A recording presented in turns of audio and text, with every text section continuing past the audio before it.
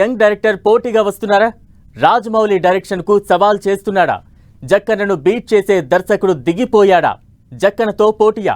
అది కూడా యంగ్ డైరెక్టరా? అంత సీన్ లేనే లేదంటారా? కానీ జక్కన్న విజువల్ వండర్ కు మించి చూపిస్తానని చెబుతున్నాడట ఆ యంగ్ డైరెక్టర్. మరి ఆ దర్శకుడు ఎవరు? ఆయనకున్న కాన్ఫిడెన్స్ ఏంటి?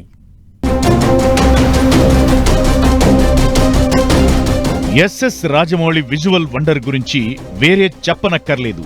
ఈగతో కూడా రికార్డులు క్రియేట్ చేసిన ఘనత ఆయన సొంతం.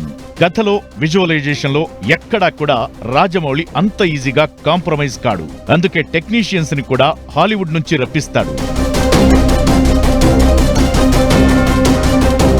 ఇప్పుడు ఎస్ఎస్ రాజమౌళి సినిమాలకి మించి బొమ్మ పడేస్తానంటున్నాడు తమిళ దర్శకుడు అట్లీ. ఇప్పటికే ఈయన రాజారాణి, థేరీ, మెర్సిల్, బిగిల్ లాంటి సినిమాలు చేసి సూపర్ డూపర్ హిట్లు కొట్టాడు. ఇక షారుఖ్ ఖాన్ తో జవాన్ మూవీ తీసి దేశవ్యాప్తంగా సంచలనం సృష్టించాడు. ఈ సినిమా ఏకంగా 1200 కోట్లు రాబట్టింది. ఇక అప్పట్నుంచి అట్లీ పేరు నేషనల్ లెవెల్లో మార్మోగుతోంది.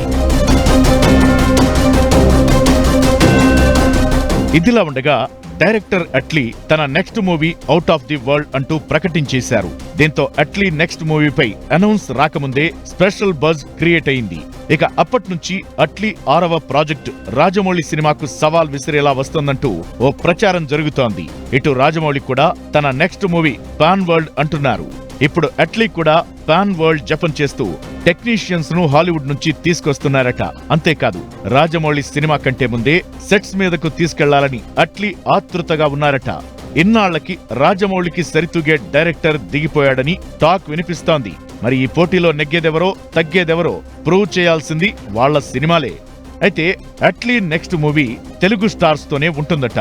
జూనియర్ ఎన్టీఆర్, అల్లు అర్జున్ తో అట్లీ సినిమాలంటూ ఓ గాసిప్ అన్ని ఇండస్ట్రీలో మోత మోగిస్తోంది.